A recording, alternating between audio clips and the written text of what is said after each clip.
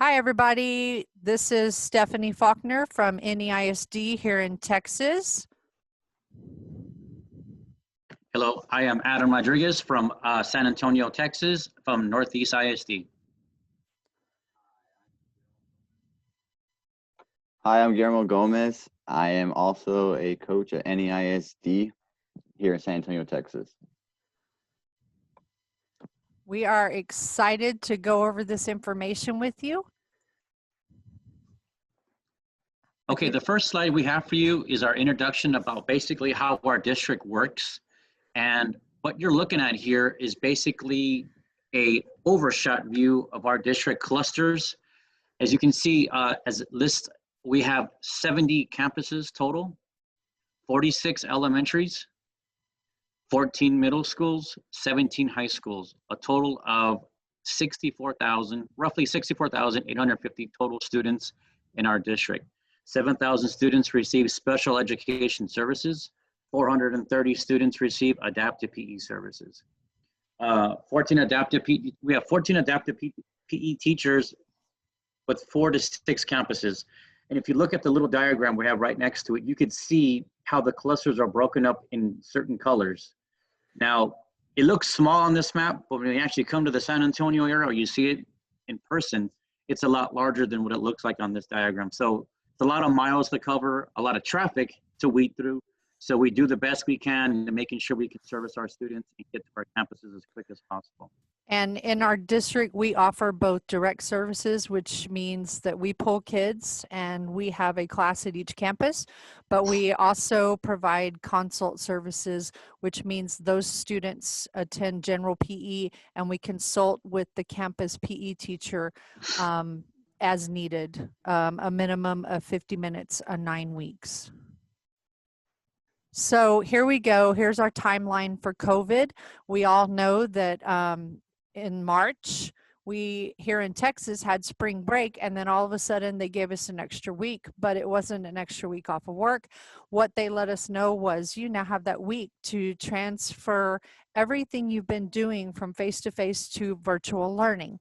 And so in response to that, as a team, we decided to go with Google Classrooms. And that is what most of our district was doing. And so we each set up our own Google Classroom. And with that, we then decided that we needed a way to track our students. And so we each had a little bit of leeway on setting up how we did our classroom, but we all had an individual tracker which our students had to fill out weekly and turn in for a grade. So at this point in March, essentially what we wanted to see was that our kids were being active. They really just had a choice of what to do.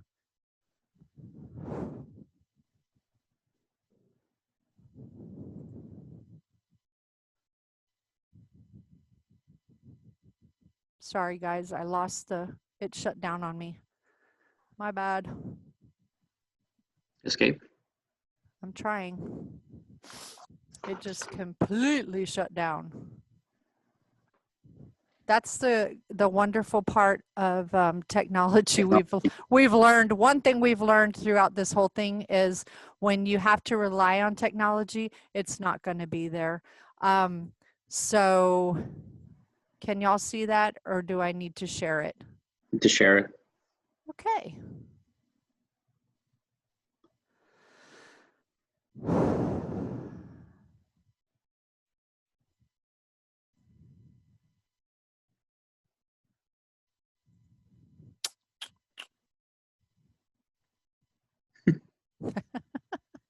All right. There you go. There we go. There we go. All right. So, sorry about that. All right. So that was just a peek at our Google Classroom. And then, as we know, everything morphed overnight, weekly, daily. And so then some other problems arose, and I believe Adam's going to discuss those. Correct. This is the hard packet copy, basically slide we've created. This was the most difficult part. because with our students being virtual, we had kids that were just scrambling to get either notepads, iPads, you name it, any kind of technology device that the district was going to put out or the campuses would put out to their students. That was a quick scramble for them. So what we did is we created these packets. We had hard copies and we had digital copies. So we did do these digital copies through email. And if the parents, for some reason, never got them, we did hard packets that were actually delivered with the school teacher or the classroom teacher to hand out on a weekly basis. And that seemed to be the easiest thing for parents. I noticed, believe it or not, at the high schools, elementaries, we had cars lined up to pick up their packets. And we went, if you saw, it went from week to week. And you can see how whatever activity was listed in there, it showed what they had to do for that week. We've got a little creative on our end for adaptive since our kids are at different levels of physical ability and cognitive ability. We had things that were generated to be more fun for them instead of so strictly just, okay, you're gonna do hitting a ball, you're gonna be kicking a ball. We did a little bit of a change on that. We got things that would be more fun that can be done in the house because a lot of them were inside. They were confined inside for whatever reason. So we made, we had downloaded a few things off the web that would help with the parents as well, because parents were overwhelmed at this point as well, pulling their hair, I'm sure. So the hard copies were probably the best bet. And then when the hard copy was completed, or we had a scoring for it, they would send it back, or they would email it back, or they would either take a photo shot and text it back. So that technology portion was there for us to our advantage in that sense. But of course, like Stephanie said, we always have those opportunities or missed opportunities on technology to help us out on those good weeks and those good days. Okay, so I apologize. Every time I close out, I have to reopen. Reopen it. Yeah. Frustration. So Guillermo's going to talk about the cases where we didn't have any communication with parents.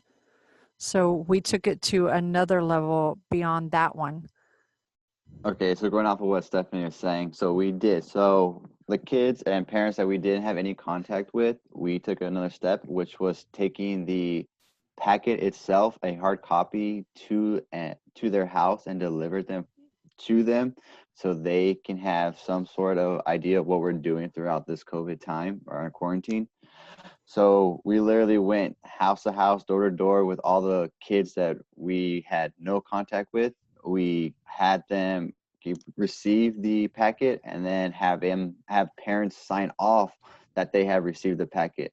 And what they did with that was once they finished for the week, the 3 weeks were done, they would turn it into their schools. And from there, we will get the information about what they did for those 3 weeks. So we can give them a grade and we can have hard data to show that they were actually doing something at home and being productive. Yeah, also to continue what Memo had said, also in those cases where parents did not want to bring those packets back, they took photographs of them and text them to us or email, which was a big help because there was a lot of parents that didn't want to leave their home. But that's when the technology became to our advantage, or they can just take a picture of it, and I would get a lot of those as well. That was the best part about that. But yeah, but we went out there, glove and mask and all, delivering from house to house. It was a tough time, but it was at least we had to get what we had to get done. Felt like a mailman, didn't we? We did. It was an adventure. But it brought us together as a team, and it also gave us some insight on what was going on outside of the school.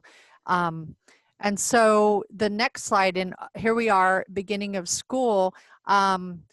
The school for the first 3 weeks, we were virtual, and then our district began a phase-in process. And so we then transitioned as a team from Google Classroom to a Google site because we realized that the Google Classroom was it was cool at the time for offering our kids different choices, but the tracking wasn't at the level we thought it needed to be as far as progress monitoring and making sure that we were meeting all the goals that our kids had. So we transitioned. We have 14 and we have 14 teachers. So we are all part of this Northeast ISD adapted PE Google site. And then as you can see, we each have our campuses listed. And so as a parent goes through our Google site, all they have to do is go to the list of coaches and they find their coach, and everything is then specified per coach for their area. So although this is a very uniform site, we do give our coaches a lot of leeway in what they put on their sites.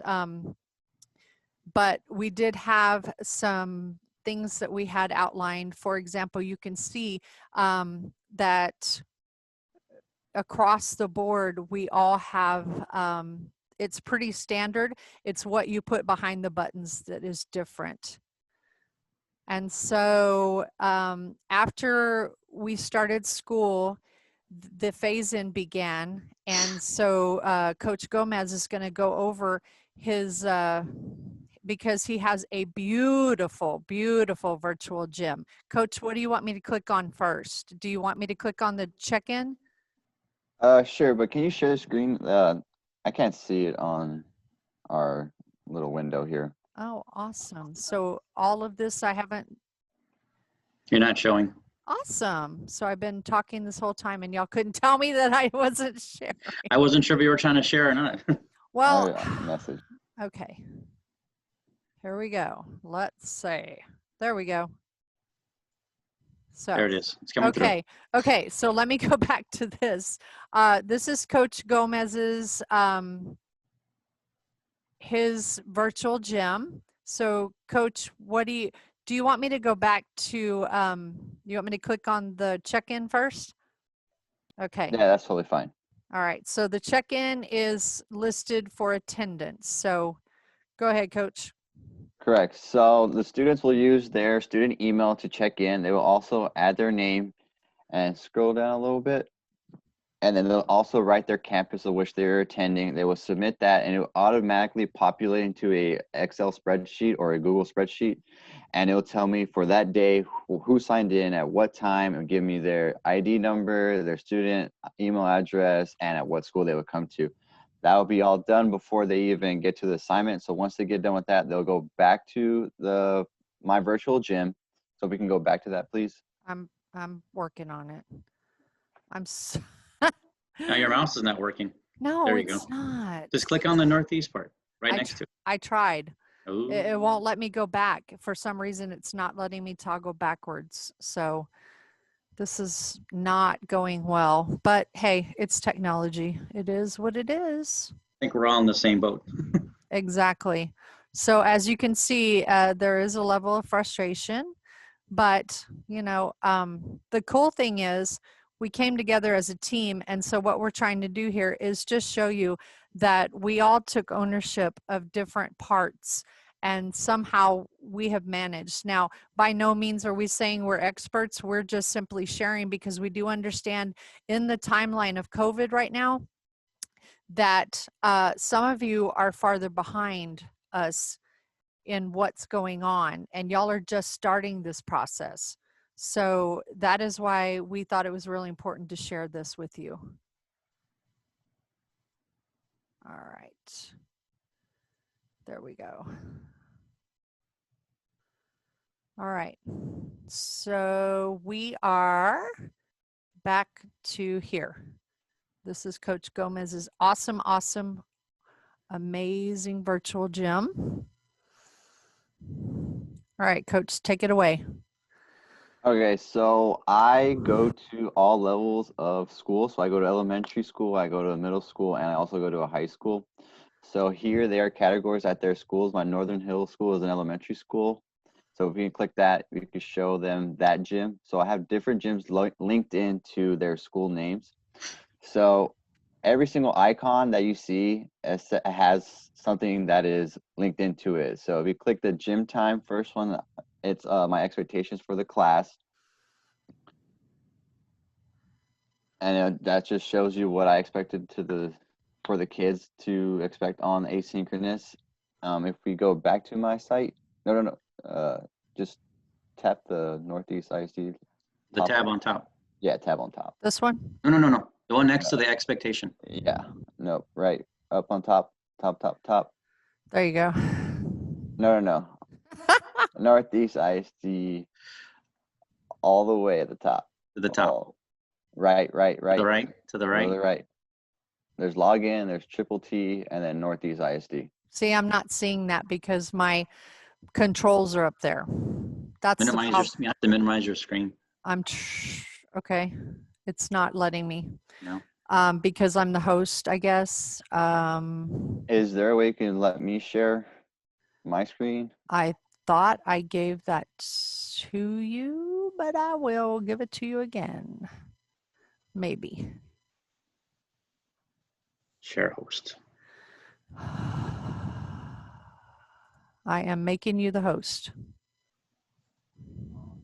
Okay, now you're the host now. I see you're the host. But you're muted, so unmute yourself.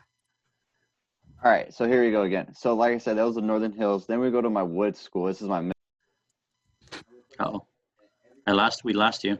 I'm not. I'm not hearing you. You're muted and I can't see the presentation. Can you not see this one? Nope. The screen? You have to share it. Let me stop sharing. Oh, there you go. Now it's up. It's up now. It's up? Yep. All right. So this is my virtual gym for my Madison High School, actually. And this will be my attendance form that is conducted through the school itself. So they will have to log in there first as well, enter in their information. Next, they'll go to my AP Zoom link, which I was having to do every time we met together. So they would go there, and I would be pretty much conducting class through that for the first 3 weeks before we became going to face-to-face. That is my password that they were able to log in just to keep it secretive and not let anyone else just Zoom bomb my class. Also, every single link down here is connected to something. So we were doing striking. So this was a video on striking. Can we see it? Or should pop up. Are we good? Yep, it's on. Cool. So this was me and Coach Rodriguez. We did a striking video, and this was more of a modified one for our more severe, our wheelchair students and more severe students. And we also, Coach, sorry. Go ahead. We also utilized items that kids wouldn't possibly have at home, like pool noodles, stuffed animals, things that you wouldn't have in a classroom setting, because I know parents don't have all that kind of equipment, but we also had things that they would basically find at their house: toilet paper for bowling balls, water bottles for bowling pins, things of that nature, and of course using socks as balls and pool noodles. And that's what I'm doing in this video. I'm demonstrating what things you might possibly have at home that can be utilized in those situations. Correct. So let's get out of this one. Let's see. Perfect. The best thing about these videos, we didn't make them too lengthy so that parents are not having to sit there and watch a 15-minute, 30-minute video. We try to keep them as short as possible so that the parents are not overwhelmed. And that was the story we had been hearing about parents being overwhelmed, not just with the academic part of the classes they have, but the physical part, like what we cover. So we kept them as short as possible, as long as they made the attempts. And a lot of the parents did post some videos and send some back to us. So that was a good thing. They made the effort, and that's what we're looking for, is the effort. Correct. So that was also, I also linked in different little activities they could do in their own time when they're maybe just needed some time because they had other activities to do. So small space activities, this was linked in, got it offline, just different games they can play. There's that. There's more modified wheelchair activities that they can do. This is a great site. Everything you see here has a link, and you can just click, and there's so many different activities they can do themselves. Once again, we did another striking video. These are my warm-up activities, my warm-up exercises that we get started with through school, like every single day. And My last one is dance video. So usually on Fridays or maybe the end of class when we got maybe 5 or 10 minutes, I will play one of these videos and the kids will just get up and dance and have some little extra free time to get all the wiggles out. That is pretty much my full site. It goes the same thing with the middle and high school. They're all the exact same, and this is just everything linked in. Once they get done with all that, they'll go here, and then they will just click the activity, put their email in that they did, and then they will submit it at the end. If they have a picture that they want to upload or a video that they have, they will just do it here and just say what they liked as well, and then they are free to go because they have done what they need to do for that day. And I can keep that. Once again, it populates as a spreadsheet, and I'll see who finished everything and what they did.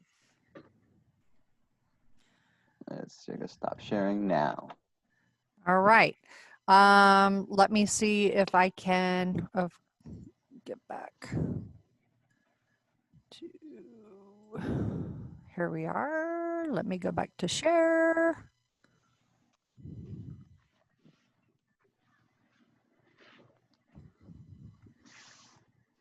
All right. So that is the option that we chose. Now, as we move forward, we have, let's see, Coach, we went over all of the videos, so I'm just going to back out of that if you don't mind. Sure, go on ahead. All right. I'm having.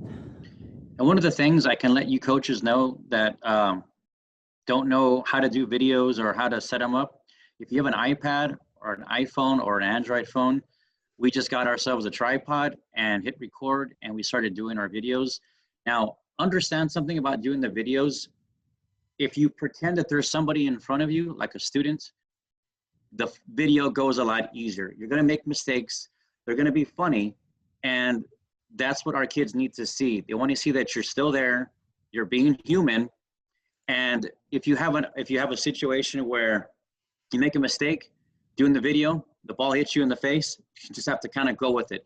If you act human, you'll look human to the kids. If you act like a robot, they're not going to believe that it's really you. I mean, so it's one of those things where the kids just want to see that you're still there and you're still providing the services for them. Because when they do come back to face, it makes that connection and that re-engagement a lot easier.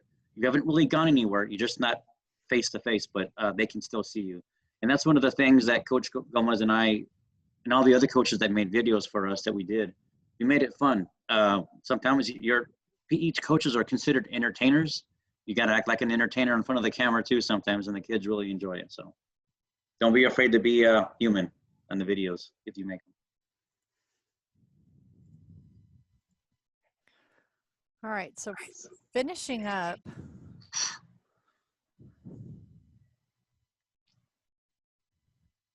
So here are a few things that we for sure learned throughout this whole thing, and we thought it important.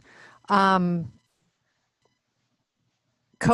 didn't just impact our school system, but it impacted our families greatly. And we saw that especially when we went and delivered the packets to each of our families that had not had any contact with us.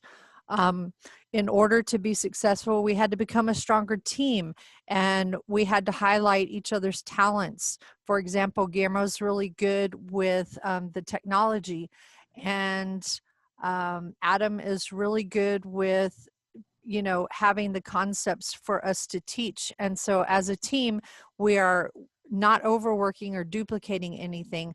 We are trusting each other and putting the work out there.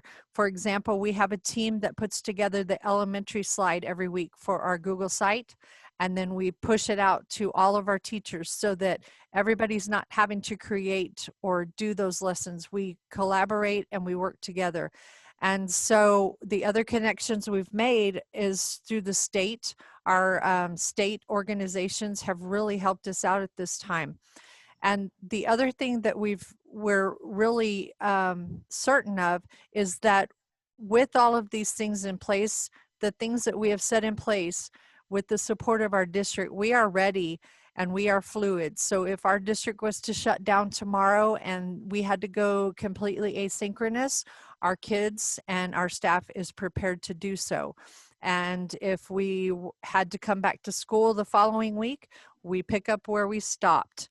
The other thing we did not touch on was when we went back face to face. Adam, you want to talk about this craziness that is the scheduling Sure, issues that we definitely. have? I'll do my best to.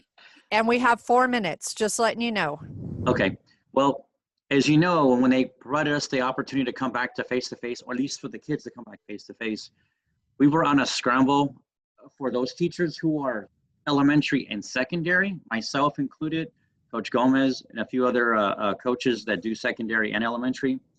We had to basically find a place on our schedule to have these particular classes. Now, because our middle schools and high schools went to a block schedule from their traditional day-to-day schedule that we usually had, it threw off the whole entire time of when we can actually get to our classes and if we can actually be there on time.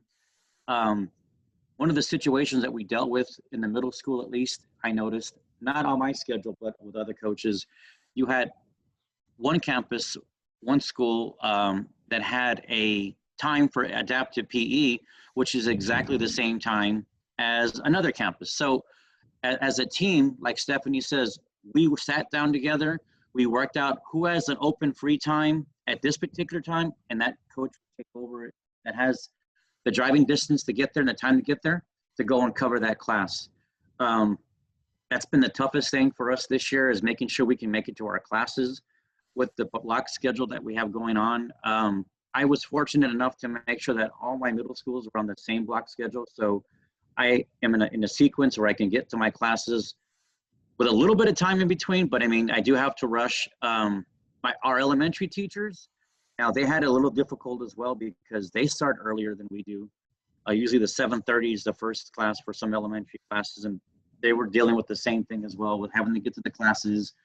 Are they going to have time to do an actual adaptive class with their particular Zoom classes and asynchronous classes with kids? So it was kind of a mess. You see this schedule, we had to revamp this thing 3 times to make sure that we knew exactly what was going to happen for one particular coach and another.